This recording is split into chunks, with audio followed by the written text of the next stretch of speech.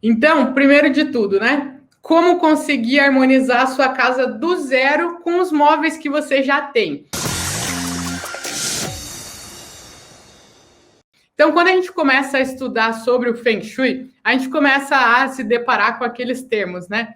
Baguá, cristal, sino de ventos, fluxo acelerado e não sei o quê, e um monte de coisa que a gente nunca nem ouviu falar na vida, e aí tem que se inteirar primeiro o que é baguá, para depois aprender como aplicar o baguá, depois entender o que é um cristal multifacetado, para depois entender onde colocar o cristal multifacetado, para depois entender como colocar esse cristal multifacetado, enfim, né? É muita coisa nova. Então, o Feng Shui ele é uma técnica chinesa. Então, é uma cultura muito diferente. É uma cultura do outro lado do mundo, oriental. E aí ele foi trazido para cá. Então, é muita coisa que a gente nunca nem ouviu falar, ferramentas, nomenclaturas. E aí a gente fica meio confusa com isso, né? Nossa, mas é uma técnica muito nova. Além de energia até ser uma coisa meio mística para a maioria de nós, né? A gente não consegue muito entender. Nossa, mas será que tem a ver com religião? Será que o quê? Será que isso aí, né? Será que isso é legal? Não é legal, né? Não entendo muito bem, é muita coisa que eu não entendo. E aí você começa a ficar meio assim, será que vale a pena mexer nisso ou não? Como é que a gente faz? Por onde que eu começo, né? E eu sempre acredito no quê? Tudo que a gente puder na nossa vida, a gente tem que simplificar. Eu acho que eu peguei isso um pouco da minha namorada, que ela fala, né, que essa é a vantagem dos preguiçosos, que os preguiçosos, eles sempre acabam encontrando uma maneira de encurtar o caminho. E aí acabam encontrando formas mais fáceis de aplicar as coisas, né? Então, ser preguiçoso pode ser que não seja uma coisa ruim, né? Se você usar isso para o bem, se você usar isso para uma maneira de encurtar um caminho e chegar de uma forma mais fácil aonde você quer chegar de qualquer forma, então tá valendo super a pena, né? Então, como uma forma aí de ser preguiçosa, de encurtar o caminho, o que eu acredito? Eu sempre procuro como facilitar tudo, né? Tem gente que tem que para aplicar o Feng Shui, primeiro você tem que saber aplicar o Baguá, e aí você tem que entender isso, aquilo, aquele outro.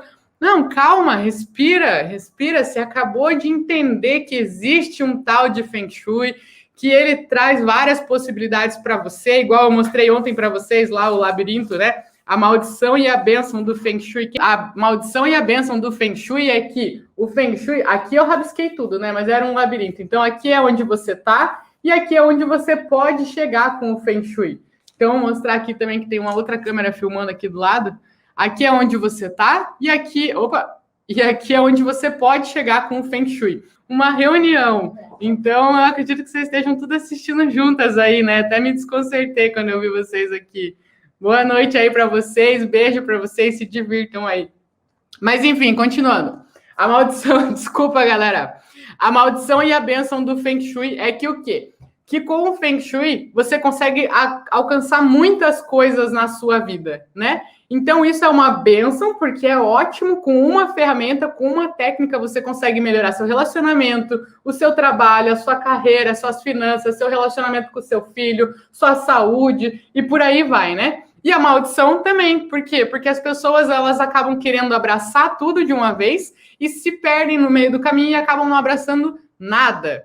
Então, o que a gente pode fazer, né? Qual que é a minha sugestão de simplificar isso para realmente ter resultado? Se você vai aplicar o Feng Shui é uma ferramenta incrível, ele pode trazer tudo isso, realmente ele tem o poder de trazer tudo isso para você, de abrir os caminhos para você, facilitar a tua vida. Quando você está comprometida com as energias da sua casa, você pode, com certeza, atingir todas as bênçãos do Feng Shui. Você só não pode cair na maldição de se perder no meio do caminho, né? E qual que é uma dessas maldições que pode acontecer, né, de se perder no meio do caminho? Você querer ir pelo caminho mais difícil primeiro. Meu Deus, eu preciso aprender a aplicar o Baguá. Eu falo muito do Baguá porque, meu Deus do céu, acho que 98% das mensagens que eu recebo de vocês aqui é de vocês querendo aplicar o Baguá.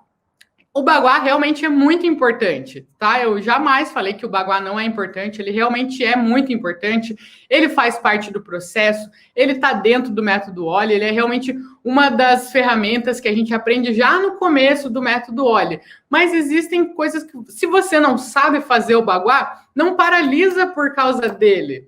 Continua por outro caminho, existem vários, você está vendo aqui, ó, o Feng Shui, você pode atingir. O baguá, ele é um desses caminhos que chega aqui nessas áreas da sua vida. Mas existem vários outros caminhos. Existem as limpezas, existem os desbloqueios, existem a teoria dos 5 elementos, existem muitas outras coisas que você pode fazer no mesmo sem o baguá. Então, aplicar o baguá é importante? Demais! Realmente, todo mundo tem que aprender a aplicar o baguá. Saber o passo a passo, aprender, aplicar, corrigir as coisas, ir fazendo as ativações de cada uma das áreas. Mas se você não sabe aplicar, vai por outro caminho. Começa com o que você tem. A frase que eu sempre falo para vocês.